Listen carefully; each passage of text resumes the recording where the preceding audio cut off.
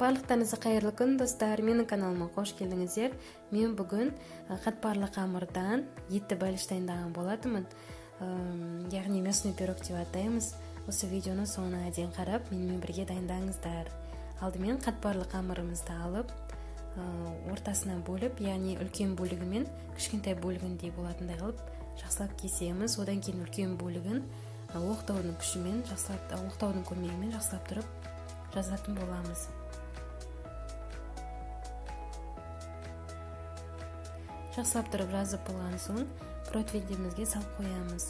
Противенге салып қойғаннан кейін кішкентай бөлігінде қатпарлы қамырымызды алып, оны да дәл сондай қылып жазатын боламыз.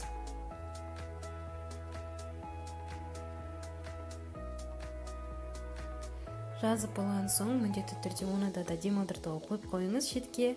Енді біздер осы пирогтың ішіне салынатын салмасын дайындайтын боламыз. Салмасына мен тартылған ет пайдаланған болатынмын. Өзіңіздің қалауыңызша тауық етінен де жасауға болады. Мен бұл жерде сиырдың етінен жасаған болатынмын, яғни фарштан.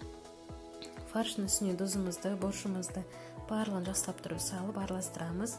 Одан кейін бөлек табағымызға кішкентай қылып уақтап пиязымызды кесеміз. Одан кейін картошкамызды кесіп, салып, барлығын бірге араластыратын боламыз.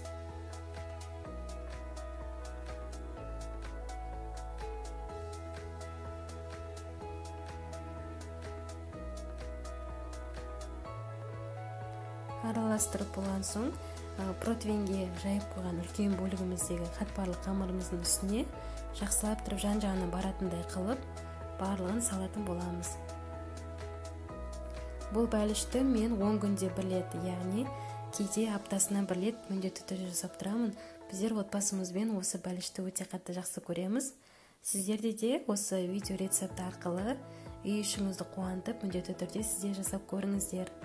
Барлығын салып болғаннан кейін үстіне ірімшігімізді, яғни сырды кесіп, сырды теркодан өткіздіріп, осылай етіп жақсылап тұрып салып шығамыз. Одан кейін үстіне кішкентай бөлігімізді алып, кішкентай бөлігімізді бетінен жақсылап тұрып жауып қоямыз.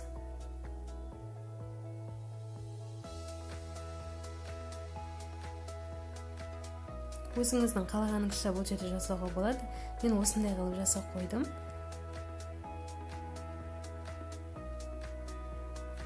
Міне біздің бәлішіміз осымен дайын. Міндетті түрде бетін жұмыртқаның сарысымен жақсылап тұрып жағып шыққан жақсы болады. Осылай етіп жағып шығасыздар.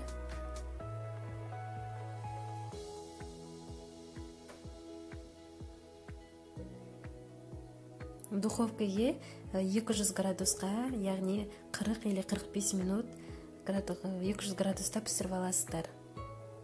Осымен біздің бәлішіміз дайын болды. Менімен бірге осы видеоны соңына дейін қарағандарыңызға сіздерге көп рахмет. Бәліш деген өте күшті, кәдімгідей қытырлақ болып шығады, өте жеңіл кесіледі, өте нәп-нәзік болып шығады.